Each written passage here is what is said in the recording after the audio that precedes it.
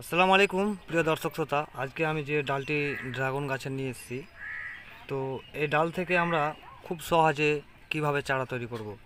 তো বন্ধুরা, আজকের ভিডিওতে আপনারা জুড়ে থাকুন এবং ভিডিওটি যদি আপনাদের ভালো লেগে থাকে অবশ্যই চ্যানেলটিকে আমার সাবস্ক্রাইব করবেন।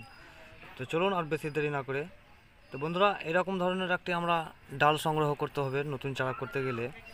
তো আমরা নতুন চারার জন্য এই মাথাটাকে অবশ্য আমরা এভাবে কেটে ফেলে দেবো, মাথাটাকে কেটে ফেলে দেবো।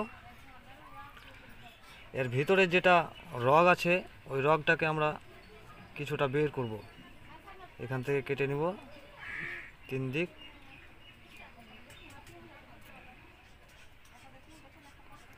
এইভাবে আমরা আস্তে আস্তে, যাতে রগটা কেটে না পড়ে,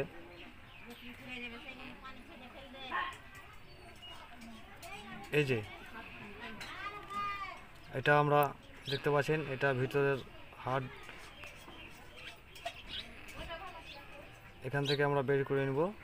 এইভাবে আমরা কিছুটা বের করে নেব, আরও কিছুটা বের করলে হবে। তো আমার যেহেতু ডালটি ছোট, তার জন্য আমি একটু কম করেই কাটলাম।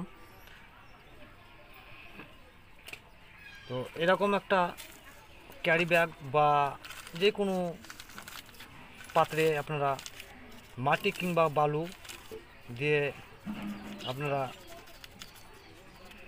এই ডালটিকে এইভাবে শুধু লাগিয়ে দিতে হবে। এইভাবে লাগিয়ে দিতে গেলেই আমার চারাটা কিছুদিনের মধ্যে দেখবেন যে জড় ছেড়ে দিয়েছে এবং ডাল ছেড়ে দিয়েছে।